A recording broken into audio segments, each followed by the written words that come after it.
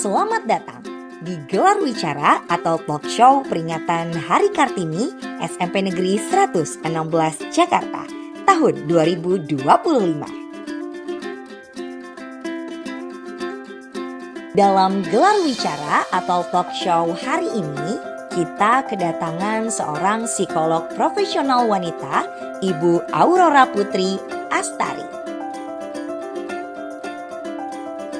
Ibu Aurora Putri Astari yang saat ini berusia 35 tahun adalah seorang alumni SMA Negeri 80 Jakarta dan saat ini sedang menyelesaikan program Doktor S3 Psikologi di Universitas Persada Indonesia YAI.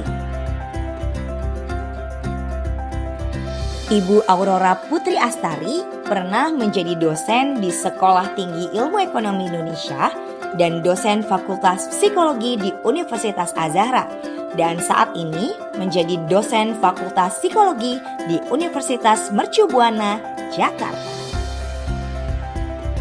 Selain menjadi dosen, Ibu Aurora Putri Astari merupakan psikolog tumbuh kembang anak dan juga memiliki berbagai macam pengalaman sebagai narasumber, moderator, dan juga fasilitator.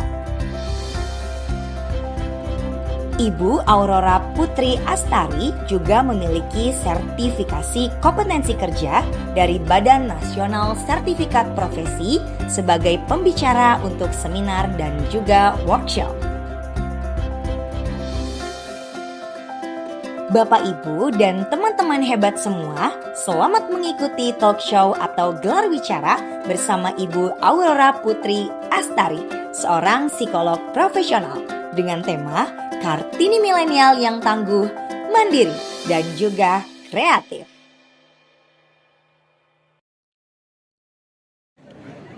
Assalamualaikum warahmatullahi wabarakatuh. Selamat pagi, halo warga Senambel. Saya Aulia Nur Safina dan saya Natasha Septiani yang akan memandu berlangsungnya acara talk show atau gelar wicara bersama Ibu Aurora Putri Astari sebagai narasumber kita hari ini. Beri sambutan yang meriah untuk Ibu Aurora Putri Astari.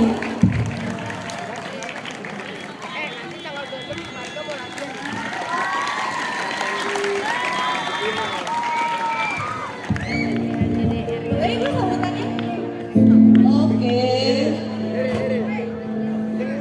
Assalamualaikum warahmatullahi wabarakatuh. Kurang kenceng ya, saya nggak mendengar semangatnya dari siswa-siswa atau siswa-siswi SMP 116. Saya ulangi ya. Assalamualaikum warahmatullahi wabarakatuh. Ini ada segerombolan sini Bu, asik. Kemudian yang kedua nanti ulangan yang kedua, kalau saya ulangi yang kedua adalah yang perempuan. Assalamualaikum warahmatullahi wabarakatuh. Satu lagi ya. Assalamualaikum warahmatullahi wabarakatuh. Ya. Jadi saya mendoakan adik-adik semua dan adik-adik pun mendoakan balik. Ya. Oke. Adik-adik, saya masih ini nih ya. Anak laki-laki atau siswa laki-laki masih banyak yang ngobrol Bu. Masih banyak yang asik ngobrol nih. Ini di sebelah saya nih Bu ya. Masih ngobrol. Halo. Jadi kalau saya bilang halo kayaknya sudah hai ya. Halo. Yang belakang, halo. Kalau yang belakang nggak ngedengerin gimana kalau saya pindah ke belakang ya? Yang belakang dekat mobil tuh. Halo. Coba tangannya dong. Halo. Kedengeran nggak? Kedengeran ya? Oke. Pada pagi hari ini saya dipercaya oleh pihak sekolah ya untuk memberikan ilmu yang saya miliki dengan sesi talk show pada acara atau pada hari Kartini dengan tema Kartini milenial yang tangguh dan kreatif. Namun isinya apa sih? Isinya itu mengenai psikologi adik-adik. Mengenai psikologi. Saya tuh sebenarnya gemes Bapak Ibu. Jadi di sebelah rumah saya itu SMP. Ya. Adik-adik, jadi di rumah saya, sebelah rumah saya itu SMP. Hampir setiap hari saya memperhatikan perilakunya. Karena apa? Kebetulan saya juga sedang meneliti Bapak Ibu. Jadi sedikit adik-adik, saya memiliki background atau latar belakang saya adalah psikolog. Jadi saya disahkan oleh Himpunan Psikologi Indonesia 13 tahun yang lalu. Di mana puluhan tahun yang lalu saya bermimpi ingin menjadi seorang psikolog. Itu adalah impian saya. Ya. Kok bisa sih pengen jadi psikolog? Sebetulnya impian utama itu bukan psikolog. Impian utama itu adalah saya ingin menjadi dokter saraf. Pernah dengar nggak dokter saraf? Spesialis saraf. Itu adalah impian saya. Kenapa pengen jadi dokter spesialis saraf? Karena saya saat itu memiliki ayah yang sedang sakit. Sakit apa? Sakit stroke. 10 tahun sakit stroke. Yang ditekan adalah sarafnya. Sejak saat itu saya memiliki mimpi ingin menjadi dokter saraf. Dan impian itu ternyata terkubur waktu saya SMA. Di mana saat saya SMA, saya ternyata divonis ya, bukan divonis ya. Ternyata saya diarahkan untuk masuk ke IPS. Musnahlah mimpi saya, adik-adik. Musnahlah mimpi saya, ya. Sejak saat itu saya berpikir saya tidak akan pernah menjadi seorang dokter saraf. Tidak akan pernah bisa menjadi dokter saraf. Kemudian berubah pikiran saya. Adik-adik yang di belakang, ya. Kemudian singkat cerita, akhirnya saya merubah impian saya. Saya ingin menjadi psikolog. Kenapa saya ingin menjadi psikolog? Karena saya ingin tahu selama 10 tahun ayah saya sakit, apa sih yang dirasakan oleh beliau? Apa yang ada dalam pikiran beliau? Kemudian saya masuk ke perguruan tinggi, kuliah S1. Oke, kita relaksasi dulu deh. Sekarang perhatikan ya. Hitungan ketiga semuanya matanya ditutup. Jangan ada yang dibuka. Hitungan ketiga. Kemudian dengarkan. Adik-adik, dengarkan ya. Kalau nanti saya bilang tarik nafas, buang. Ya. Tarik nafas, buang sampai 3 kali. Oke? Ya. Sekarang tutup matanya, pejamkan matanya. Ayo, pejamkan matanya. Pejamkan matanya, yuk. Pejamkan matanya. Yang perempuan juga pejamkan matanya. Pejamkan matanya. Ayo pejamkan. Oke. Tidak ada yang boleh bersuara. Tidak ada yang boleh bersuara.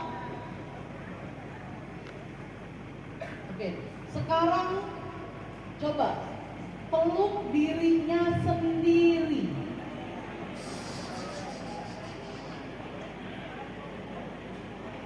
Coba peluk dirinya sendiri.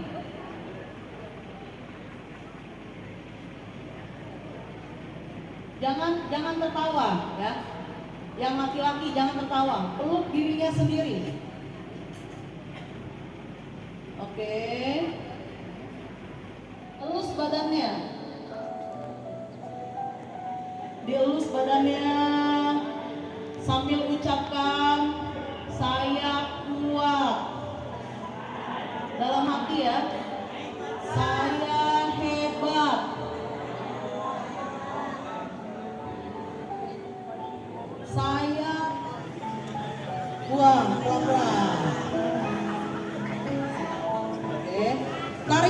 lagi. Buang. Tarik nafas. Oke, buang. Oke. Yang laki-laki gimana rasanya? Sedikit. Ada? Ada? Oke. Yang perempuan gimana? Ada rasa ketenangan nggak? Ada nggak? Happy, bagus. Ya. Ada rasa ketenangan adik-adik? Ada. Artinya apa? Artinya apa? Saat kalian merasakan ketenangan. Ya. Kemudian singkat cerita, akhirnya saya merubah impian saya. Saya ingin menjadi psikolog. Kenapa saya ingin menjadi psikolog? Karena saya ingin tahu selama 10 tahun ayah saya sakit, apa sih yang dirasakan oleh beliau? Apa yang ada dalam pikiran beliau? Kemudian saya masuk ke perguruan tinggi, kuliah S1. Oke, kita relaksasi dulu deh. Sekarang perhatikan ya. Hitungan ketiga semuanya matanya ditutup. Jangan ada yang dibuka. Hitungan ketiga. Kemudian dengarkan. Adik-adik, dengarkan ya. Kalau nanti saya bilang tarik nafas, buang. Ya. Tarik nafas, buang sampai 3 kali. Oke? Ya. Sekarang tutup matanya, pejamkan matanya. Ayo, pejamkan matanya. Pejamkan matanya, yuk. Pejamkan matanya. Yang perempuan juga pejamkan matanya. Pejamkan matanya. Ayo, pejamkan. Oke. Tidak ada yang boleh bersuara. Tidak ada yang boleh bersuara. Oke, sekarang coba peluk dirinya sendiri.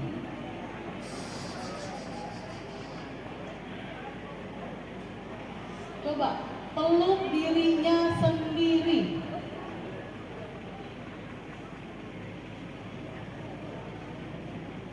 Jangan tertawa ya. Yang laki-laki jangan tertawa, peluk dirinya sendiri. Oke. Elus badannya. Dielus badannya sambil ucapkan saya kuat. Dalam hati ya. Saya hebat. Saya buang pelan-pelan. Oke, tarik nafas lagi. Buang. Tarik nafas. Oke, buang. Oke. Yang laki-laki gimana rasanya? Sedikit. Ada? Ada? Oke. Yang perempuan gimana? Ada rasa ketenangan nggak? Ada nggak? Happy, bagus. Ya. Ada rasa ketenangan adik-adik? Ada. Artinya apa? Artinya apa? Saat kalian merasakan ketenangan. Anak kelahiran tahun 2000 ke atas sampai 2011-12 mungkin. Oke. Salah, ada yang bilang salah, perbaiki coba. Ayo.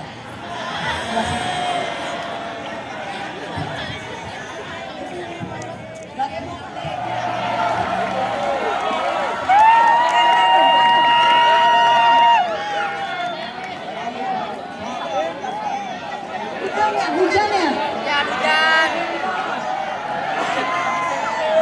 Sudah kenal belum sama dirinya? Udah kenal belum? Udah? Bakat minatnya apa? Tahu nggak? Tahu apa yang menjadi bakat minatnya? Udah kenal belum sama dirinya? Udah belum? Saat lagi emosi tahu cara kelolanya? Tahu gimana caranya? Menangis, selain menangis apa? Makan yang banyak, menangis, ya. Rungsing nggak? Rungsing nggak? Rungsing ya? Lempar-lempar barang. Betul? Bukan, nyalahin orang. Iya, jadi yang salah siapa? Ya, yang pertama adalah kenali diri kalian sendiri. Apa yang menjadi minat kalian? Ya, minat itu bagaimana caranya? Lakukan sesuatu ya yang sifatnya kalian sukai. Jangan mengikuti, kenali diri sendiri. Bagaimana caranya untuk menjadi generasi Gen Z yang berprestasi? Bagaimana caranya? Selain belajar mau basi. Emang belajar? Belajar nggak? Belajar nggak? Yakin belajar? Belajar atau memang cuma datang ke sekolah aja main-main? Senyum-senyum. Yakin nggak belajar? Kalau kalian nggak belajar itu tandanya kalian menzolimi diri kalian sendiri adik-adik. Astagfirullahaladzim, ya. Astagfirullahaladzim. Kalian artinya mencurangi diri kalian sendiri. Jadi datang ke sekolah ada pelajaran IPS atau pelajaran geografi udah ada belum? Ya. Atau misalnya kayak beberapa hari yang lalu kan gempa ya infonya ya, gempa. Apa sih itu gempa? Itu banyak nanti. Itu caranya pelan-pelan. Jadi sebelum kalian itu ngelihat TikTok akun joget-joget ya, searching dulu sekali 5 menit 10 menit apa itu gempa, kenapa terjadinya gempa, apa potensinya, gunanya untuk apa sih? Gunanya untuk apa? Untuk mengasah rasa ingin tahu. Karena untuk menjadi seseorang yang sukses, seseorang yang kreatif, seseorang yang tangguh nanti di masa yang akan datang, harus memiliki rasa ingin tahu. Itu baru di gempa. Belum yang lain. Betul ya? Betul. Jadi kembangkan rasa ingin tahu. Kalian kan sangat dekat. Halo, yang laki-laki. Kalian semua pada punya handphone ya? Kalian sangat dekat dengan handphone, dengan teknologi. Jangan Mobile Legends aja mainnya. Apa? FF ya namanya ya? Saya nggak tahu tuh. Apa itu FF? Fire apa ya? Saya nggak tahu tuh.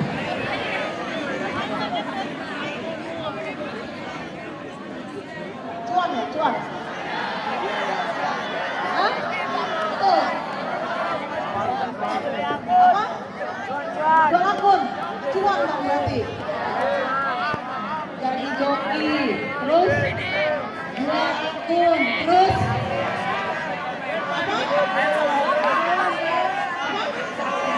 Menurut kakak pribadi, Hari Kartini menurut Kak Aurora itu seperti apa? Maknanya? Oke. Maknanya, Hari Kartini menurut saya maknanya adalah hari di mana saya berintrospeksi. Apa yang sudah saya lakukan untuk diri saya sendiri dan orang lain. Itu maknanya. Karena R.A. Kartini sendiri adalah wanita yang apa? Tangguh, Yang tangguh, yang bisa dapat dicontoh oleh perempuan masa kini. yang dapat dicontoh oleh perempuan masa kini. Apa yang dicontoh? Berarti apanya yang dicontoh? Keberaniannya. Keberaniannya, ilmu pengetahuannya, keterampilannya, betul ya? Betul. Jadi kalau menurut saya hari Kartini itu adalah hari introspeksi diri. Sudahkah saya melakukan itu? Sudahkah saya menjadi wanita yang tangguh? Sudahkah saya menjadi wanita yang kreatif? Sudahkah saya menginspirasi banyak orang? Itu adalah Hari Kartini menurut saya. Seperti itu. Oke, silakan. Kita lanjut ke pertanyaan kedua. Menurut Kak Aurora, bagaimana sih semangat Kartini bisa kita terapkan di masa kini? Semangat Kartini bisa diterapkan di masa kini ya? Bagaimana sih caranya? Tadi kita sudah belajar dengan cara kita mengenali diri sendiri. Tadi kita udah belajar mengenali diri sendiri. Jadi bagaimana cara menerapkannya ya? Ya. Bagaimana cara menerapkannya? Iya. Diterapkan untuk masa kini gitu, untuk perempuan di era sekarang. Oke. Bagaimana caranya? Yang pertama adalah kenali diri sendiri. Diri sendiri itu diri yang seperti apa sih? Apakah saya orang yang berani? Tadi beberapa di sini laki-laki saya minta untuk jawab, nggak ada yang berani. Tapi kalau di luar saya lihat ya anak 116, kebetulan rumah saya itu di belakang, di jembatan hitam. Ini anak 116 nih, saya ngeliat beberapa muka-mukanya saya tahu. Mungkin saya nggak kenal tapi saya tahu. Itu kalau di belakang sana anak-anak 116, 140 ya aktif sekali. Aktif sekali. Ya. Tapi kenapa tadi megang mic nggak mau? Takut. Kenapa? Nggak percaya diri. Padahal di sini bukan tempatnya kalian untuk saling menyalahkan. Ini sekolah ini adalah tempat kalian untuk mengembangkan diri. Kalau kalian salah, diperbaiki. Ya. Jadi bagaimana caranya? Pertama, kenali diri sendiri. Yang kedua adalah percaya dengan diri sendiri. Kalau kita sudah kenal sama diri kita, ya, kita sudah tahu siapa diri kita, pelan-pelan asah kemampuan untuk percaya diri. Dengan cara apa? Triknya salah satunya adalah berani untuk bicara, berani untuk tampil, berani untuk speak up, berani untuk menceritakan apapun yang dirasakan, apapun yang menjadi ide, apapun yang menjadi rencana, itu berani diutarakan. Itu menurut saya, adik-adik. Untuk pertanyaan selanjutnya, dalam pandangan Kak Aurora, seperti apa perempuan tangguh di era modern ini? Seperti apa perempuan tangguh di era? Oke. Seperti apa perempuan tangguh di era modern ini? Kalau dalam pandangan saya, perempuan tangguh di era modern, benar nggak belajar? Betul? Betul. Sekolah salah satu fungsinya, tujuannya adalah mengembangkan diri. Yang tidak tahu menjadi tahu. Yang tidak ngerti menjadi ngerti, yang tidak paham menjadi paham. Selain itu, apalagi? Teknologi bisa membantu kalian, betul ya? Teknologi bisa membantu kalian. Nah, semua ini kalian semua adalah pejuang-pejuang untuk meraih cita-cita. Betul ya? Untuk meraih cita-cita. Oke, bagaimana sih caranya menimbulkan sikap mandiri? Dek, yang laki-laki kalau nggak mau denger, diam aja nggak apa-apa. Kasihan, yang perempuan lagi mau denger. Yang laki-laki nggak mau denger, diam aja dulu, nggak apa-apa. Beberapa menit lagi, setengah jam maksimal sudah selesai, ya. Tenang dulu. Bagaimana tadi pertanyaannya? Bagaimana cara menumbuhkan sikap mandiri dalam diri seorang perempuan sejak usia dini? Bagaimana caranya menimbulkan sikap mandiri bagi perempuan sejak usia dini ya? Caranya adalah kalian di rumah, kalian punya rumah kan? Punya kan? Maksudnya rumah di sini bukan hanya sekedar rumah, ada keluarga kan? Betul? Ada ibu, kakak, adik, ayah? Punya ya? Alhamdulillah punya semua ya. Bagaimana caranya menimbulkan sikap mandiri? Lakukan pekerjaan yang bisa. Kemudian setelah melihat apa yang saya lakukan adalah dipraktekkan. Gunanya untuk apa? Gunanya untuk mengasah, belajar untuk tanggung jawab. Belajar untuk tanggung jawab.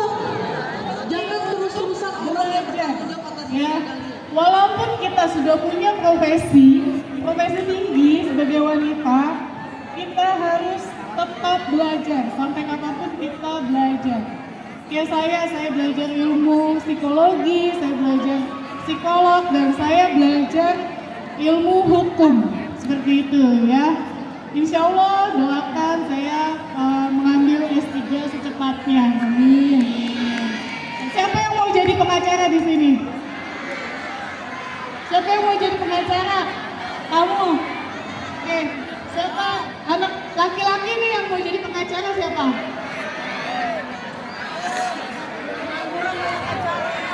Banyak ya? Kalau jadi psikolog? Oh, psikolog lebih sedikit. Yang jadi pengacara siapa? Ah, ya. Ya udah. Jadi pengacara nggak harus bisa